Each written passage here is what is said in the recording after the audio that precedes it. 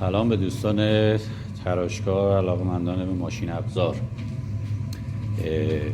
یه تجهیزی توی کشاورزی هست به نام تراکتور که دیگه همه دنیا میشناسنش. فعالیت‌های تعریف شده براش خیلی گسترده نیست، ولی با الحاقات تجهیزاتی که براش طراحی میشه خیلی قابلیت‌های این دستگاه رو افزایش داده. نه تنها تو کشاورزی بلکه توی عمران هم خیلی حرف برای گفتن زیاد داره. توی ماشین ابزار هم یه دستگاه تراش هست که خب تعریف اولیه‌اش و وظایف اولیه‌اش خیلی گسترده نیست. رو تراشی، داخل تراشی، پیشانی تراشی و رزوه زنی، نهایتاً یکی دو تا مورد دیگه اگه باشه. ولی با بسته به خلاقیت اون تراشکار، با طراحی و ساخت الحاقات و تجهیزاتی که میتونید روی دستگاه نصب کنید، میتونید حوزه فعالیتش رو گسترش بدید و کارهایی که انجام بدید که حالا با کار خود دستگاه امکان پذیر نیست تنهایی. حالا اینجا یه مورد رو برای سوراخ‌کاری مثلا فلنج یا حول محور، حول مرکز قطعه با سوراخ‌کاری انجام بشه با درجات دقیق، البته غیر اعشاری. اینجا یک المانی رو طراحی کردم، ساختم که دریل روش نصب بشه، مستقیم روی سپورت فوقانی نصب میشه روی غیر قلم بند، که حالا با سپورت فوقانی در شعاع مختلف بشه سوراخ‌کاری کرد. حالا صرف این که شما یه همچین قطعی بسازید که خیلی هم ساده است، چیزی پیچیده‌ای هم نیست، کافی نیست. شما درجه بندی نیاز دارید. سه نظام اسپینتل باید طبق درجاتی که براش در نظر میگیرید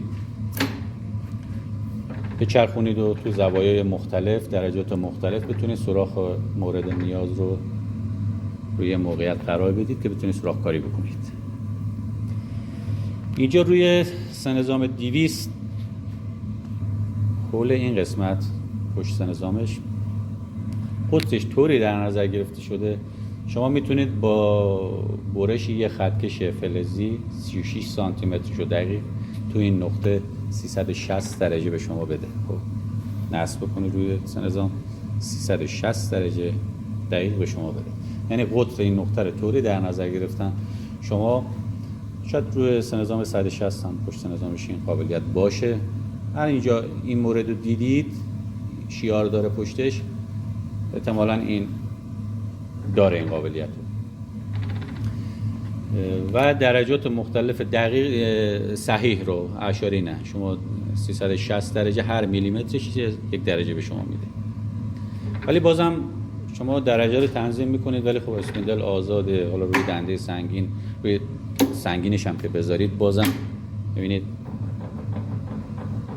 یکی 2 درجه 3 درجه گاهی به خاطر همین بکلش دندای گیر بوکس به شما خلاصی میده که این هم میتونه سوراخ‌کاری رو نادقیق بکنه یا ابزارتون هم آسیب بزنه، مته بشکنید، آسیبای دیگه. چی نیاز هست؟ اینجا یه قفل اسپندل نیاز دارید. حالا من روی این دستگاه یه قفل اسپندل طراحی کردم، نصب کردم. ببینید با زدن این اهرم، حالا اصلا روی دنده سبک که بذارمش اسپندل قفل میشه، تکون نمیخوره. خب که باز مخالفش آزاد بشه. من این قفل اسپندل رو روی دریچه دنده گیتار طراحی کردم و نصب کردم. البته هر وقتی هم نیاز نباشه. اگه یه وقت شفت بلند بخوایم از داخل محور اسپندل عبور بدیم، این دریچه گیتار رو باز میکنم، کلا این مجموعه رو میذارمش کنار بتونم اون شفت رو عبور بدم ازش. خب که بتونید یه سوراخ‌کاری دقیق ببینید. اینجا 4 تا 90 درجه توی این شعاع زدم، مثلا 8 تا 45 درجه توی این شعاع بیرون تریش. خب خیلی هم دقیق. حالا یه سری از دوستان اصلا اعتقاد دارن روی دستگاه نباید دستکاری بشه، باید همون کارهای خودش انجام بده. روی دستگاه نو چون تجهیزات گرونه اونم شاید یکم ایده منطقی باشه، ولی نظیر این دستگاه مثلا شوروی USSR، ببینید یه پیرمرد اوکراینیه جزء اتحاد بوده یه موقعی. من روی دستگاه انجام یه چیز جالب هم از این دستگاه به شما بگم. ببینید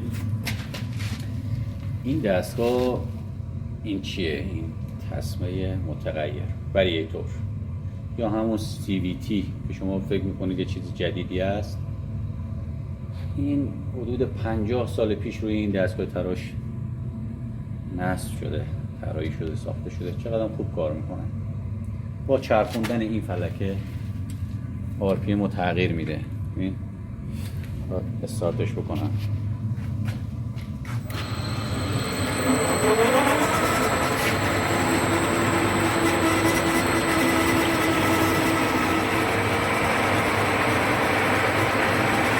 برعکسش هم بچرخونید دور کم میشه.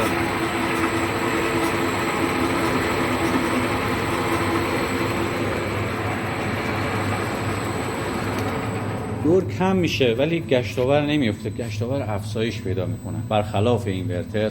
این حالا این اینورتر هم من روی این دستگاه نصب کردم توی تابلوی برقش، ولی اینورتر دور رو کاهش میده، دور موتور رو کاهش میده. یه جایی شما نیروی گشتاور هم نمیتونه 100% حفظ کنه، حتی حالا 100% هم که حفظ کنه یه جایی دور کم میشه، شما نیاز به نیروی بیشتر داری، گشتاور بیشتری میخوای. ولی وریتور دور رو کم میکنه، نیرو رو افزایش میده.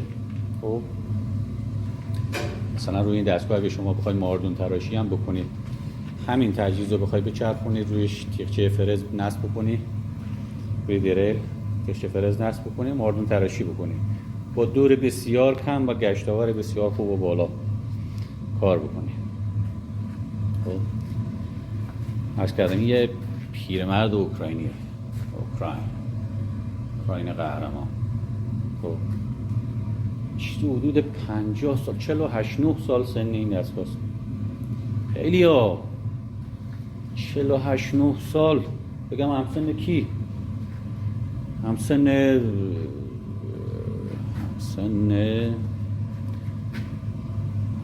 البته خب سن خیلی مهم نیست. خب مهم اینه که کار میکنه. سن فقط یه عدده. خب فقط یه عدده. حالا یه چیز دیگه که البته این دستگاه تنها عیبی که من باش خوردم این پمپ روغنش بود که مستقیم نیروشو از این فنر میگیره، از این ته شفت وریتور میگرفت و مکانیکی عمل میکرد و این خیلی اذیتم کرد. با 50 سالم کار کرده بود، 40 سال. من اومدم یه پمپ خودم ساختم براش، مکانیکی ساختم. اینو جدا استارتش بکنم.